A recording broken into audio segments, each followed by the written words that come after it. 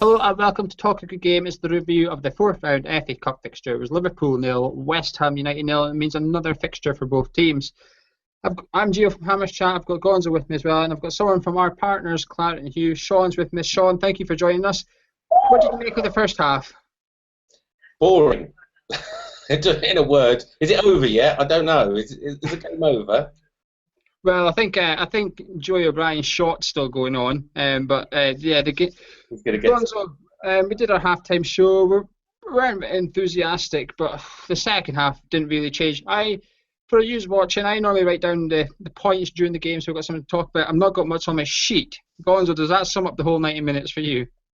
I've not got a lot on my sheet. I don't even have a sheet. Never mind, I haven't got much on it. No, it's very rare that we're worse in the second half than we are in the first half. But today that was a pretty poor second half. So Gonzo, do you think Bilic got it wrong, or did he get it right? It just didn't click. Why was it so poor? I think we missed Noble a little bit actually in the City game. You watch Payet's running off of Noble, so I think Noble almost liberates Payet a little bit. Also, I think Payet was wide. I think the substitutions were a hindrance. It forced Valencia wide as well, where previously he was central. And I'm sorry to say, I know he scored a couple of goals, but Jelavic is just awful. It's like playing with 10 men. Sean, do you agree with that, or do you think Gonzo's been a bit rough there? Well, I've never been a fan of Jelavic. You know, he will be going, by the way. Maybe not on Monday on transfer deadline day, because obviously we could release him from his contract and he could go because the Chinese league, run a different season. But his days are numbered without doubt. So I'm not going to spend too much time on him. Coyote really made a difference. I thought he was playing really well up until he got his knock.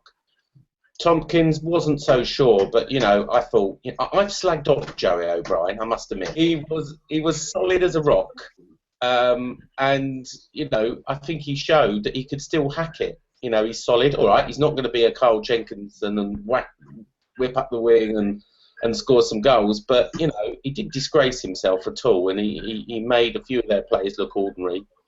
The big thing for me though is what an amazing performance Darren Randolph did.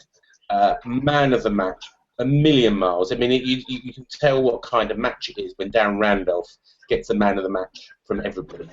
So, yeah, it's one of a bad day at the office, isn't it? It didn't click for us. We didn't boss midfield. Payet had a bad day. He didn't click. He nearly gave the ball away and cost a goal. But, the person who's responsible for getting us the replay back at the bowling ground is Darren Randolph, without a doubt.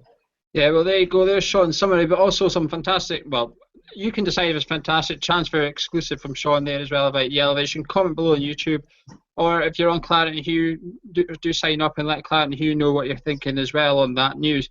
Gonzo, let's talk a bit about the second half action. There was very little of it. However, the one thing I think could have changed the game, should have maybe even been a red card, Colker's handball, free kick by Payet. Jelavic flicked on, hit his arm, hit his chest, hit his arm again. Now, was that a pen or not? Yeah, I said the first one wasn't, didn't I, in the first half? But there was a second motion. Again, I always think it's extremely harsh if the ball gets a ricochet and is fired very quickly at somebody. It's hard to move your arm out of the way. But there was a second motion where he actually moved his arm towards the ball, and yeah, I mean that was a nailed-on penalty, absolutely. Sean, are you the same opinion there, or do you think a bit 50-50? Yeah, it was. I agree with Gonzo. Yeah. I think he practically caught the ball. I think he was 1 millisecond away from actually just scooping it into his chest there. Gonzo, Sean's touched on Randolph there. Just how good do you think he's very unlucky to have a keeper like Adrian ahead of him? Yeah, I mean, I guess so. You could say he's unlucky, but he was also lucky, I think, initially to get the transfer from Birmingham, because nobody knew how good he was, and it seems to almost have been the making of him. He's been sensational for Republic of Ireland, and he was brilliant today, like Sean said. There was that sort of triple, quadruple save type thing, that sort of flurry in front of the goal mouth, and I think come the second or third dive and say, well, do you know what? It's just not going in. They're not going to score past him. So yeah, I mean, it's brilliant, and maybe he puts a bit of pressure on Adrian for that number one shirt now. Yeah. Christian Benteke missed a half chance. The ball come through the crowd players. He did what Valencia did. He hit it away from the goal. Sean, did that sum up the game for you? The two strikers got one chance each, and they both kicked it in the wrong direction. Jelavic headed it. There's two things I said on the comments when I was tweeting out. Well, there's three comments. The first one was exactly that. I said, our finishing is poor, but not as poor as Liverpool's. Neither team really seemed to want to win it. The final ball was atrocious for both sides, and that's really the story of the day. I thought the other point I picked out was our fans were absolutely amazing. I got some grief when I tweeted this out. 3,000 fans out singing 41,000 Liverpool fans. They deserve the man of the match as well. So they weren't disheartened. The hail was coming down. Our midfield was having a day off. And yet our fans sung and sung and sung. And that just typifies a West Ham away day. And I think, take it back to the bowling ground in the last season. I think we can do it again. I think we just have to write off just bad day of the office. But yeah, Benteke, going back to Benteke. Benteke has not worked for him at Liverpool. His confidence is shot. We know that it's all about confidence with strikers. And Benteke hasn't got it. And, Sturridge injured again. The one thing, I said a third thing I tweeted out, and it's relevant to strikers. What we needed today, we were crying out for, is a plan B. And that plan B was Andy Carroll. He's going to be ready in what? Bilic said he's going to be ready in 10 days, and that was 3 days ago. So that means he's going to be ready maybe for the replay. That's the kind of game that Andy Carroll comes off the bench and absolutely transforms the game. And I have no doubt if we had Andy Carroll fit, we would have been moving on to the 5th round now. We wouldn't be talking like this to have another game back at the bowling on midweek next week or whenever it's going to be. Yeah, well, one thing I think Bilic might have got wrong, Gonzo. Should he have started Antonio? He's just trying to juggle things around. So we've got a game on Tuesday, so I understand what he was trying to do. I think Moses needed to be given some game time. But, I mean, what an incredibly frustrating player Moses is to watch for all the reasons that we described at half-time. And for those that didn't see it, I think he lacks any sort of direction. He lacks any end product. I think he shows too much of the ball when he's dribbling to the opposition. But I actually think he lacks any sort of urgency as well. Now, when Antonio came on, he struggled against the number 44, the right back. Was it Smith? Was that? Yeah, I mean... Yeah. He was. I thought he actually marshalled him quite well, but I understand his reasons. What perhaps I would have liked to have seen in a different situation would have been perhaps if Samuelson wasn't on loan and he'd have been there, then that's maybe the type of guy we'd come on. But I don't think we'll be seeing Moses in a West Ham shirt next season.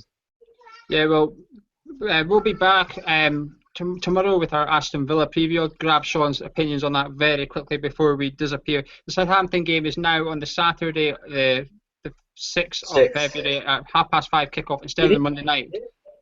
So if you've booked a hotel and train, go get that seen to very quickly. Sean, are you confident about the Aston Villa game? Am I what? About the Aston Villa game? Yeah, on Tuesday night. Are you confident that we're going to win with all the injuries we've had as well today? On paper, yes, we should. I'm away on holiday, so I'm getting grief about not being there. Because I've missed a few games this season than last season. But, Aston Villa are relegated. They've got really nothing to play for. I just did an opposition blog for the West Ham Till I Die, which is going to go up just before the game.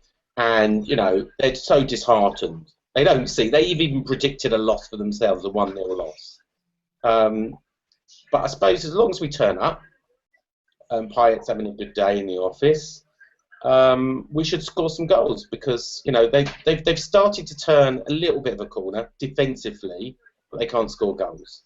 So as long as we've got our scoring boots on, I see 1 or 2-0. Remember, we haven't lost at the Bowling Ground since August, since we lost to Bournemouth 4-3. Do you know that? Yeah, we do like that stat anyway. But we'll be back with our Aston Villa preview Sean and Gonzo, thank you for joining me. I've been Geo from Hammerchat. Do remember and hit the subscribe button. Pop onto clarethehugh.info for the match report as well as all your news. Gonzo will be back on Sunday with Rosette. You'll have a special edition out at the start of next week as well. Sean will have his more than just a podcast out. So plenty of content coming from both websites. Don't miss it. The links are below. And remember, hit the subscribe button.